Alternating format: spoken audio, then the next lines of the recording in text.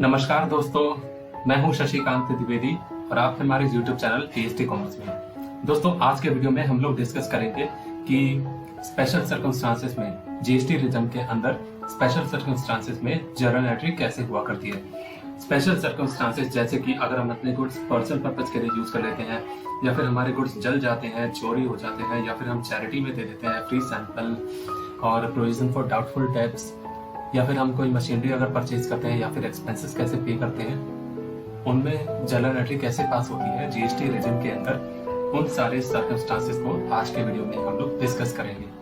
लेकिन दोस्तों, मेरी एक रिकमेंडेशन है आपसे, आप मेरा कॉन्सेप्ट ऑफ जीएसटी के ऊपर जो मैंने वीडियो बनाई है ना, उसको आप देख लें। उसका लिंक मैं आई बटन पे दे दूंगा, आप वहां से क्लिक करके उसको जरूर देखिएगा। उसके बिना अगर आप मेरा वीडियो ये वाला देखते हैं तो हो सकता है कि आपको थोड़ी समझने में दिक्कत आए, या फिर आपको समझ में ना आए, या फिर कम समझ में आए, ऐसा हो सकता है। और वीडियो स्टार्ट करने से पहले दोस्तों, मेरी एक रिक्वेस्ट है आपसे, अगर अभी तक आपने मेरे चैनल को सब्सक्राइब नहीं किया है तो प्लीज उसे सब्सक्राइब कर लीजिए और उस बेल आइकन को भी दबा दीजिए, ताकि मेरे वीडियोस की नोटिफिकेशन आपको रेगुलर मिलते रहें। और साथ ही साथ मुझे इंस्टाग्राम पे भी फॉलो करें, ताकि आपको कॉन्सेप्ट की क्लैरिटी ज्यादा से ज्यादा हो अकाउंटिंग की, क्योंकि मैं वहां पे अकाउंटिंग के जो लॉजिकल क्वेश्चंस हैं वो पोस्ट करता रहता हूं और अपनी स्टोरीज पे भी डालता रहता हूं, तो काफी हेल्प होगी आपको उससे। तो चलिए आज का वीडियो स्टार्ट करते हैं। Journal entry with GST special circumstances. पहला सर्कमस्टांसेस हमारा क्या है, जिसमें हम अपने गुड्स पर्सनल पर्पस के लिए यूज कर लेते हैं और जीएसटी हमारा 18% है। दोस्तों, जब तक इसमें कुछ स्पेसिफिकली दे ना रखा हो ना कि जीएसटी का रेट कितना है, हम 18% ही उसे लगाएंगे। ठीक है, मैं अपने हर एग्जांपल में 18% ही जीएसटी ले रहा हूँ। ओके, जब तक क्वेश्चन में स्पेसिफिकली दे ना रखा हो तब के लिए। पहली ट्रांजैक्शन है हमारी, goods which are purchased from creditor of Delhi taken for personal use of ₹1000। 1000 के गुड्स हमने पर्सनल पर्पस के लिए यूज कर लिए। ओके, तो इसे ड्राइंग कहते हैं, है ना। और ये जो अमाउंट है ना 1000 रुपए का, इसे आप मानिए कि ये एक्सक्लूसिव ऑफ जीएसटी है, ये इंक्लूसिव ऑफ जीएसटी नहीं है, इसमें जीएसटी का अमाउंट इंक्लूड नहीं है, आप ऐसा मान के चलिए। ड्राइंग अकाउंट डेबिट, ड्राइंग तो पूरे से डेबिट होगा, इंक्लूसिव ऑफ जीएसटी वाला जो अमाउंट होगा ना, उससे परचेज अकाउंट 1000 रुपए से कम होगा। जितने के गुड्स हमने विड्रॉल किए हैं पर्सनल पर्पस के लिए, उसकी कॉस्ट प्राइस यहाँ पे क्रेडिट होगी। उसके बाद जो हमने इनपुट लिया था परचेज के टाइम पे, हम उसको रिवर्स करेंगे। और उसके बाद हमारा जो ड्राइंग होता है वो हमारे कैपिटल को रिड्यूस करता है, तो capital account debit to drawing account, और ये पूरे से डेबिट होगा। देखिए कितना अमाउंट डेबिट होगा ना, ये आपको थोड़ा सा दिमाग लगाना पड़ेगा।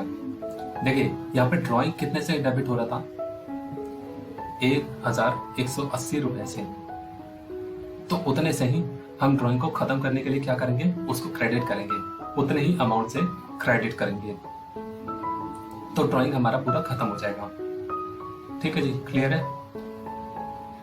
आपको ऐसे समझना होगा, ऐसे समझेंगे तो आपको बहुत आसानी हो जाएगी, आपको अमाउंट में जो कंफ्यूजन होगी ना वो दूर हो जाएगी।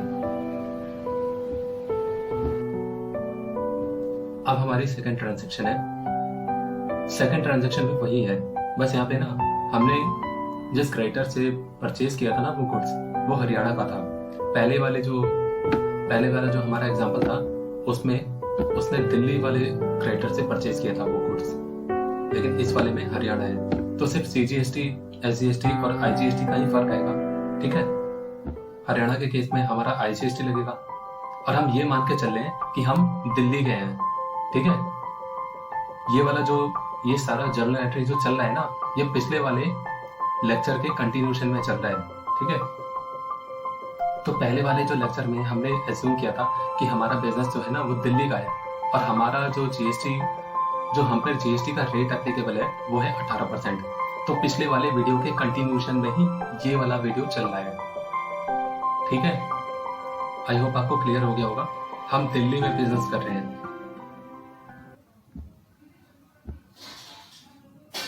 Drawing account debit to purchase account to input IGST 18%। Capital पूरे से रिड्यूस होगा टू ड्रॉइंग अकाउंट। दूसरा टॉपिक है हमारा गुड्स लॉस्ट बाय फायर और थेफ्ट विद और without insurance. Goods which are purchased from creditor of Delhi, वो वाले गुड्स जो हमने दिल्ली के क्रेडिटर से खरीदे थे वो चल गए और उसकी कॉस्ट थी 10,000 रुपए। Lost by fire account debit ये पूरे से डेबिट होगा inclusive of GST to purchase. ये कॉस्ट प्राइस से रिड्यूस होगा और जितना इनपुट हमने लिया है CGST और SGST का वो रिवर्स हो जाएगा। ये सिंपल एंट्री है और हमने इंश्योरेंस नहीं करा रखा। जब तक इसमें स्पेसिफिकली बोल ना रखा हो कि हमने इंश्योरेंस करा रखा है या नहीं करा रखा, हम मानेंगे कि इंश्योरेंस इसने नहीं करा रखा। और साल के अंत में हमारे सारे खर्चे प्रॉफिट एंड लॉस अकाउंट में जाते हैं। खर्चे, लॉस और इनकम सारे प्रॉफिट एंड लॉस अकाउंट में जाते हैं। तो ये लॉस बाय फायर जो है ना, ये पूरे अमाउंट से चला गया। 11,800 से यहाँ पे डेबिट हो रहा था, 11,800 से यहाँ पे क्रेडिट हो जाएगा, पूरा का पूरा ट्रांसफर हो जाएगा। ये वही एंट्री तो है जो हमने पहले से डिस्कस कर रखी है, बस इसमें एक CGST और SGST ही तो बढ़ गया।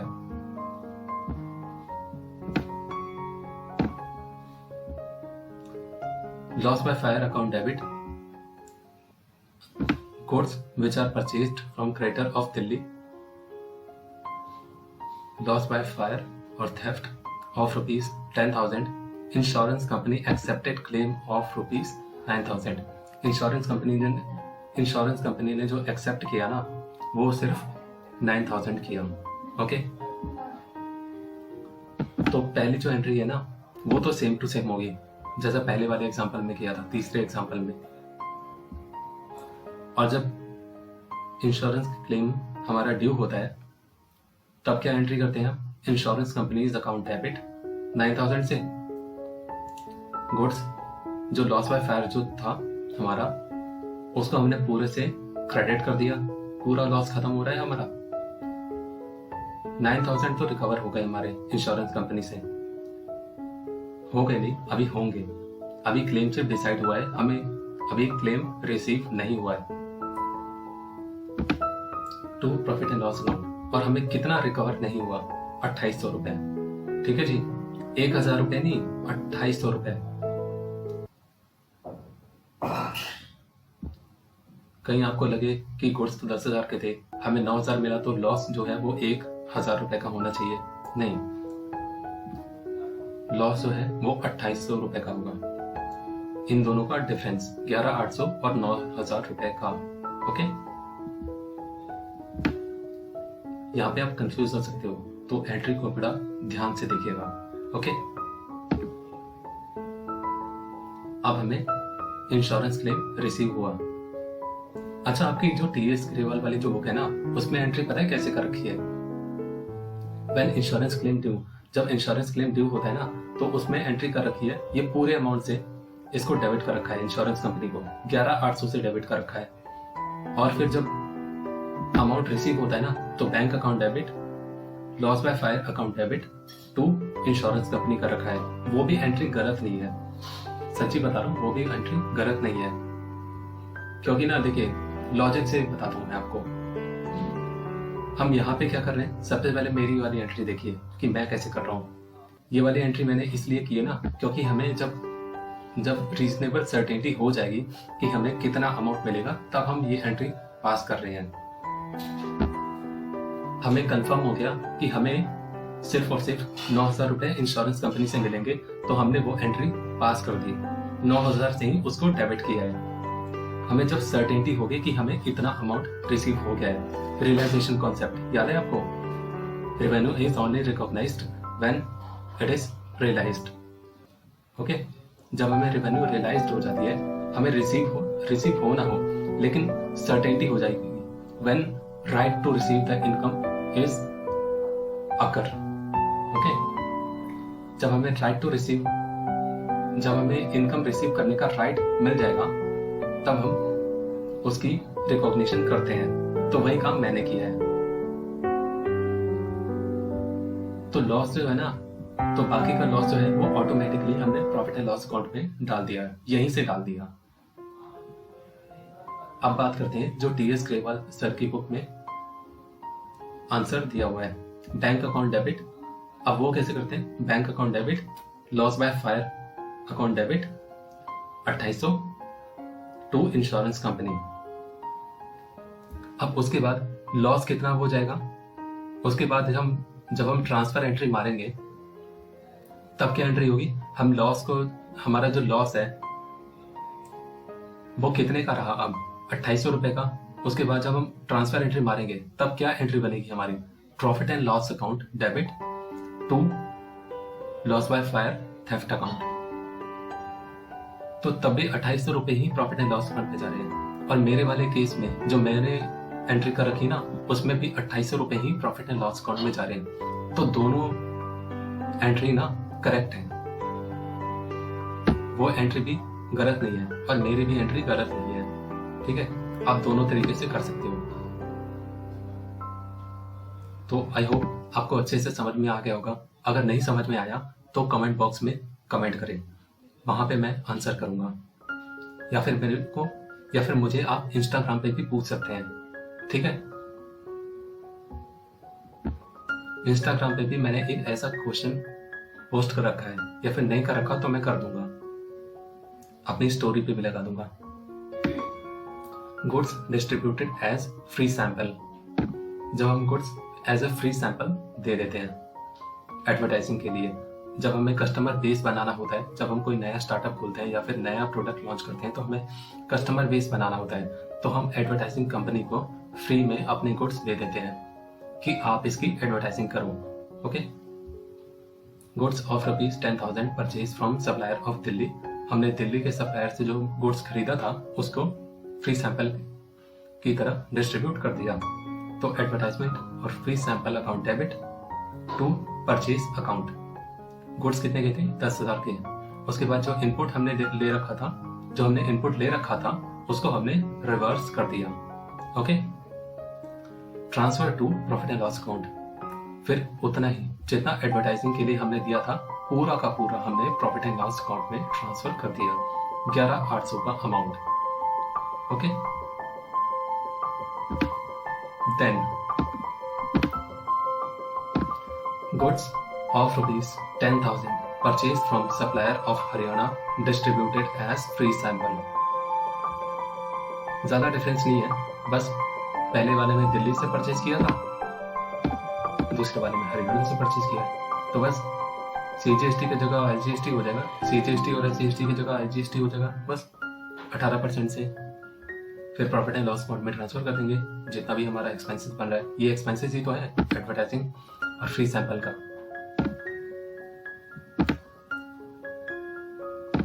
गुड्स गिवन एज चैरिटी और डोनेशन। हमने जो गुड्स दिल्ली के सप्लायर से खरीदा था उसको हमने एज ए चैरिटी दे दिया।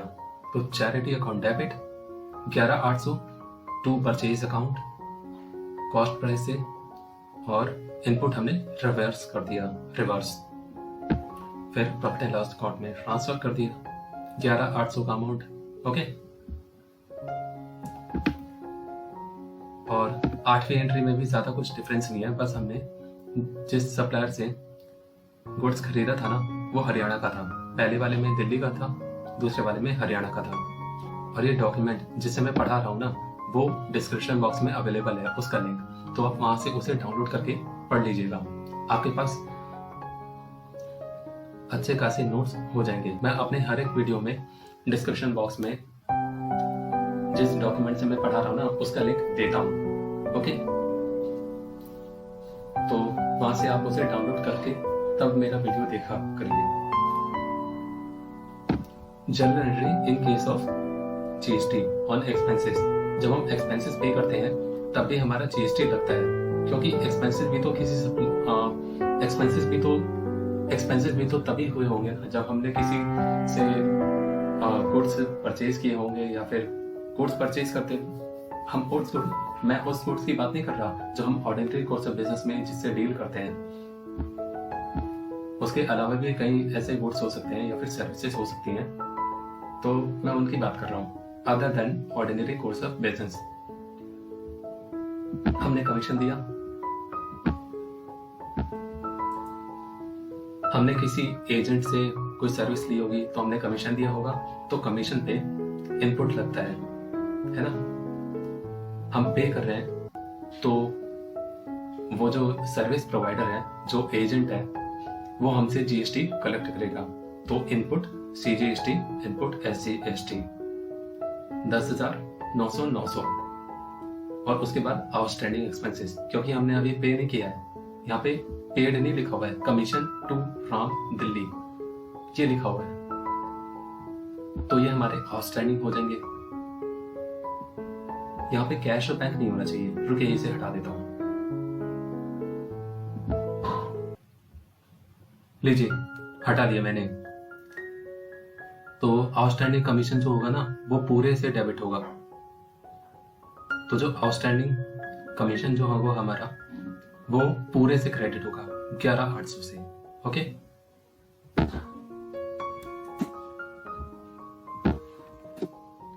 उसके बाद हमारा प्रॉफिट एंड लॉस अकाउंट, उसमें कौन सा अमाउंट जाएगा? 10,000 वाला कमीशन अकाउंट से। Okay, commission to Shyam Haryana. इस बार श्याम जो है, इस बार हमने श्याम को कमीशन दिया है, दिया नहीं है मतलब आउटस्टैंडिंग रखा है, कमीशन मतलब श्याम का है। ओके, और वो हरियाणा का है, तो यहाँ पे जीएसटी लगेगा। ओके, आउटस्टैंडिंग कमीशन और प्रॉफिट एंड लॉस अकाउंट में कितना जाएगा? 10,000 रुपए। ओके, अब हम अगली ट्रांजैक्शन पे आते हैं। जो ऊपर आउटस्टैंडिंग अमाउंट था ना वो हमने इस वाले में पे कर दिया। कितना पे करेंगे हम? देखिए जर्नल एंट्री तो आपको आती है ना, outstanding commission account debit to cash account, लेकिन यहाँ पे 10,000 नहीं होगा, यहाँ पे पूरा होगा क्योंकि वो हमसे जीएसटी भी कलेक्ट कर रहा है। ठीक है, तो पूरा अमाउंट यहाँ पे डेबिट होगा और क्रेडिट भी होगा। ओके, उसके बाद हमें अपने क्रेडिटर से डिस्काउंट रिसीव हुआ है। ठीक है, तो डिस्काउंट जब हमें रिसीव होता है ना तो हमने जो इनपुट पहले से लिया होता है ना उसको भी हम रिवर्स करते हैं। हमें डिस्काउंट कितने का मिला है? 1,000 रुपए का। इसको हम मानेंगे कि ये एक्सक्लूसिव ऑफ जीएसटी है। उसके बाद हमने सीजीएसटी और एसजीएसटी को रिवर्स कर दिया। ठीक है जी, देन अब उस डिस्काउंट रिसीव को प्रॉफिट एंड लॉस अकाउंट में ट्रांसफर कर दिया 1,000 रुपए से। आगे बढ़ते हैं। Treatment of bad debts and provision for doubtful debts. इसमें कुछ जीएसटी वगैरह का चक्कर नहीं होता, ये जैसे आप पहले करते आ रहे हो ना एंट्री, बिल्कुल वैसे ही होगी। तो क्या इसे दोबारा समझाने की जरूरत है क्या? Purchase and sale of fixed asset. New machinery of ₹1 lakh was purchased from X Limited, जो कि दिल्ली का था, हमने उससे परचेज किया है machinery. In exchange of old machinery valued at 50,000, he paid balance amount by check. Okay, हमने नई मशीनरी खरीदी है 1 लाख रुपए की X Limited से, जो कि दिल्ली का है, और हमने उसे बदले में अपनी मशीन दी है। जो हमारी पुरानी मशीन थी 50,000 रुपए की, हमने उसे दे दी, और बाकी का जो अमाउंट बच रहा था हमने उसे चेक से पेमेंट कर दी। ठीक है, तो सबसे पहले हम नई मशीनरी को लेकर आ जाते हैं, पेमेंट उसके बाद करेंगे। तो मशीनरी आने की एंट्री क्या होगी? मशीनरी अकाउंट डेबिट, और वो हमें मशीनरी दे रहा है तो वो हमसे जीएसटी भी कलेक्ट करेगा और उसका हम इनपुट ले लेंगे, इनपुट सीजीएसटी, इनपुट एसजीएसटी। 1,18,000 से ये क्रेडिट हो जाएगा। अब हमें इसको इतना पे करना है, 1,18,000 पे करना है। 1 लाख की मशीनरी और 9,000 रुपए का CGST SGST। अब उसको पेमेंट की एंट्री, हम उसको पेमेंट में क्या क्या दे रहे हैं। एक्स लिमिटेड, यहाँ पे डेबिट होना चाहिए, कोई नहीं लिख दे रहा हूँ, लिख दिया। X limited account debit to old machinery. Old machinery कितने की है, 50,000 रुपए की। अब हम अपनी जो पुरानी मशीनरी दे रहे हैं हम उसको ट्रांसफर कर रहे हैं।